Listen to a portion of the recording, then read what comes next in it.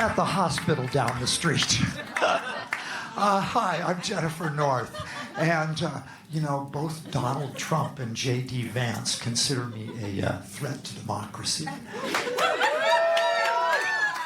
And to women's sports. I mean, seriously. I'm not part of some criminal empire. I mean, there's no trans mafia or drug cartel, and trans-on-trans crime is virtually unknown. Well, except for that bitch that ghosted me after our third date. But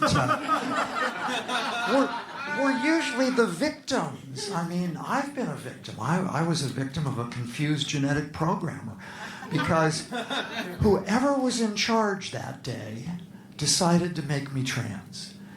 And as if that wasn't going to be challenging enough, they also made me 6'4".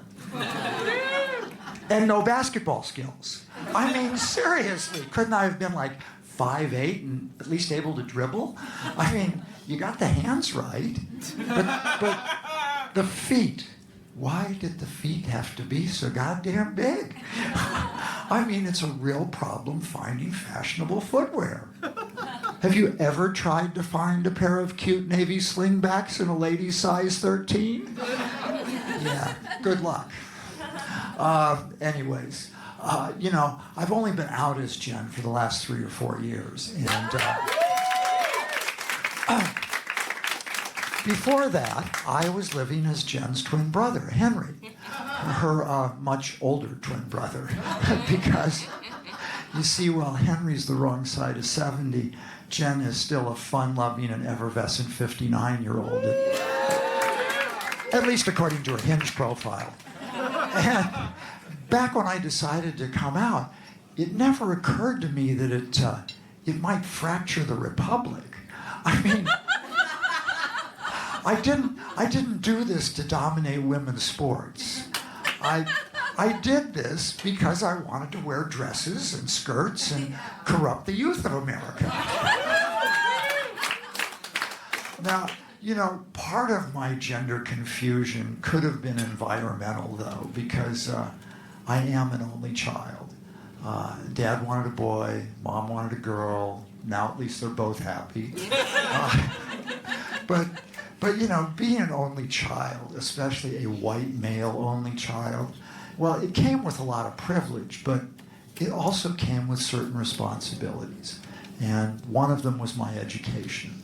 And so when I turned 13, I was enrolled in this rather exclusive boys' boarding school up in Ojai.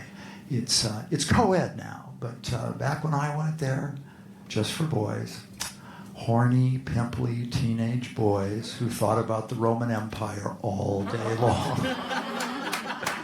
The school colors were orange and green, and they really should have been blue and balls. But I was part of this really unique class, probably the most unique class in the 100-plus year history of the school.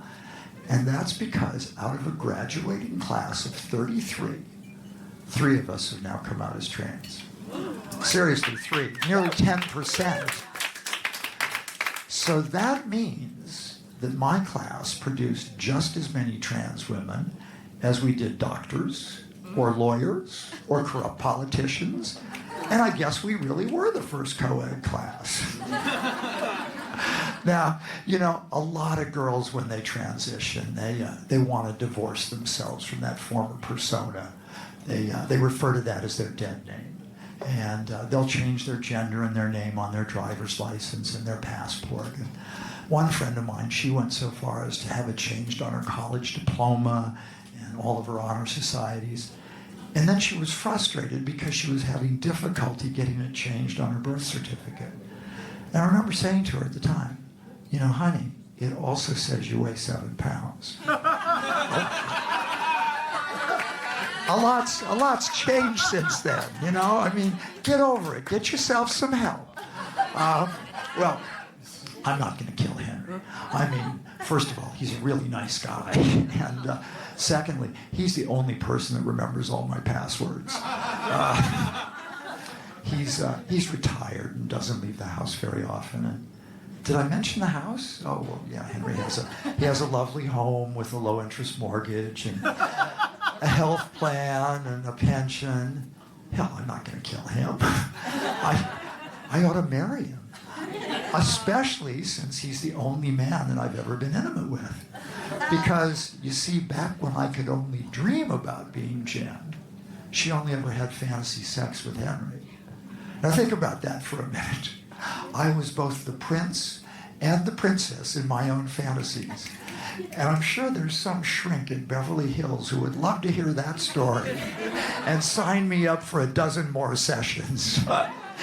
You guys have been great. I'm Jennifer North. Thanks for listening.